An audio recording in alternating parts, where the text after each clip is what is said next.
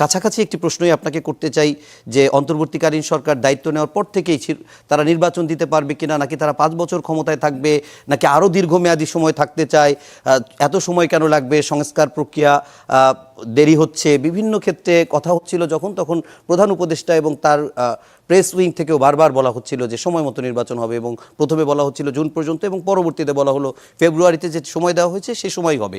সেই হিসাবে সময় মতোই তো তফসিল হতে যাচ্ছে। এটি কি ডক্টর মোহাম্মদ ইউনূস সরকারের জন্য সবচেয়ে বড় পরীক্ষা কিনা? এবং সঙ্গে আরেকটা প্রশ্ন, যদি সবচেয়ে বড় পরীক্ষা কিংবা এটি তার জন্য পরীক্ষা হয়, তাহলে সেই পরীক্ষায় উত্তীর্ণ হওয়ার জন্য যেমনটি অসীম ভাই বলছিলেন যে সিলেবাসের বাইরে থেকেও প্রশ্ন আসার কোনো আশঙ্কা আছে কিনা? জি, আপনাকে ধন্যবাদ, আমার সহ আলোচক যারা আছেন তাদেরকেও ধন্যবাদ, এবং দর্শক যারা শুনতেছেন। দেখেন, গত জুলাই আগস্টে আমাদের যে গণ অভ্যুত্থান হইল, এই গণ অভ্যুত্থানের মধ্য দিয়েই তো আমরা এই অন্তর্বর্তী সরকার পেয়েছি। অন্তর্বর্তী সরকার যখন আসলো তখন ক্রাইসিসের জায়গাটা ছিল যে অন্তর্বর্তী সরকার কিভাবে কাজ করবে, কতদিন থাকবে, কতদিন পরে ইলেকশন দিবে, এটা তো ডিফাইন্ড না, তাই না? এটা একটা এক্সট্রা কনস্টিটিউশনাল জিনিস, কারণ আমরা এমন একটা সিচুয়েশনে আসছি যেখানে আমাদের কোনো ভ্যালিড সরকার ছিল না, একটা অবৈধ সরকার ছিল। সেই সরকারের পতন হয়েছে, পতন হওয়ার পর এখন কি হবে এটা আপনি কোথাও খুঁজে পাবেন না, আমাদের এটা বিল্ড আপ করতে হবে। তো এরকম একটা সিচুয়েশনে যখন অন্তর্বর্তী সরকার আসলো, তারা একটা ওপেন সিলেবাস নিয়ে আসছে, এটা সত্য কথা। তারা কতদিন থাকবে এ ব্যাপারে আমাদের কোনো আলাপ আলোচনা হয় নাই, কবে নির্বাচন দিবে কোনো আলাপ আলোচনা হয় নাই, আমরা প্রিডিফাইন্ড ওয়েতে এটা শুরু করি নাই। তো এটা ছিল একটা পয়েন্ট। সেকেন্ড পয়েন্টটা ছিল যে আমাদের পলিটিক্যাল পার্টিগুলোর মধ্যেও কনসেনসাস ছিল না। ধরেন বড় পলিটিক্যাল পার্টি যারা, আওয়ামী লীগ বাদ দিয়ে, যে নির্বাচন কতদিনের মধ্যে হবে।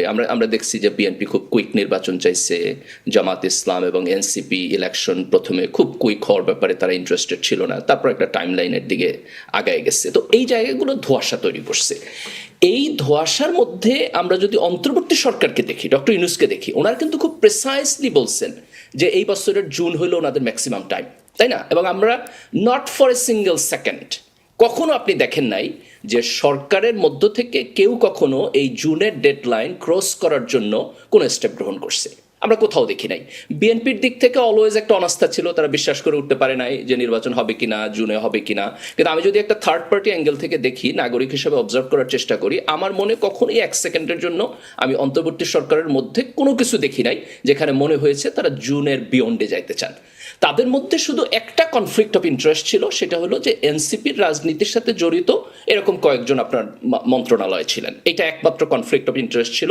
কিন্তু সেখানে যখন এনসিপির রাজনীতি হয়েছে, নাহিদ সেখান থেকে পদত্যাগ করে চলে আসছেন, আজকে আপনার আসিফ এবং মাহফুজ পদত্যাগ করার মধ্য দিয়ে আমরা বলতে পারি যে এই সরকার মোটামুটি এখন একটা তত্ত্বাবধায়ক সরকার হয়ে গেল। এতদিন অন্তর্বর্তী সরকারের ফরম্যাটে ছিল, এখন রাজনৈতিক অ্যাফিলিয়েটেড লোক যারা নির্বাচন করবে তারা পদত্যাগের মধ্য দিয়ে আমরা তত্ত্বাবধায়ক সরকারের ফরম্যাটে গেলাম, এখন তফসিল ঘোষণা করবে এবং আমরা নির্বাচনের দিকে যাব। তো এই জায়গা থেকে আমি মনে করি অন্তর্বর্তী সরকার ভেরি অনেস্ট টু দেয়ার ওয়ার্ডস, এবং আমরা কোথাও প্রশ্ন তোলার জায়গা পাই না। আচ্ছা, ছোট্ট করে আরেকটা ব্যাপার একটু যদি বলতেন, যে আমরা এর আগে পর্যন্ত দেখেছি যে গণভোট ইস্যুতে একটি সরকার, অন্তর্বর্তীকালীন সরকার একটি বলে দিল যে কি কি প্রশ্ন থাকবে এবং কিভাবে গণভোট হবে, এবং নির্বাচনের দিনে সে গণভোট হবে। যদিও এই গণভোটের নোট অফ ডিসেন্ট থাকা না থাকার বিষয়ে বিএনপির যেমন আপত্তি আছে, 5 দাবি নিয়ে 8 দলও রাজপথে আছে, এরকম একটি প্রেক্ষাপটে গণভোট ইস্যুতে সরকারের সিদ্ধান্তই তো অনুযায়ী হচ্ছে নাকি, এখানে কোনো আশঙ্কার কোনো জায়গা দেখেন? যেহেতু ওই দেখেন, সনদ, জুলাই সনদ এবং গণভোট নিয়ে আমরা দেখছি যে ভিন্ন ভিন্ন রাজনৈতিক দলগুলো ভিন্ন ভিন্ন মতামত দিচ্ছে। বিএনপি এখানে অনেকগুলো জায়গায় নোট অফ ডিসেন্ট দিচ্ছে, যে জায়গা থেকে তারা চাইতেছিল যে জুলাই সনদে তাদের আপত্তির জায়গাগুলো আসবে না। জামাত এখানে চাইছে যে গণভোট হচ্ছে আপনার আগে হোক, জাতীয় নির্বাচনের সাথে একসাথে না হোক। এনসিপি এক সময় চাইছে হইলো যে একটা গণপরিষদ হোক, যেখানে আমরা নতুন করে কনস্টিটিউশন করব, এবং জুলাই সনদ বাস্তবায়নের যে লিগাল ফ্রেমওয়ার্ক সেটা যেন আসুক। তো সরকার যেটা করছে, সরকার কারো কথায় 100% শুনে নাই, তারা তাদের মতো করে একটা ফাইনাল স্ট্রাকচার দিচ্ছে, এবং সেই ফাইনাল স্ট্রাকচারে আপনার নির্বাচন এবং গণভোট একসাথে হবে।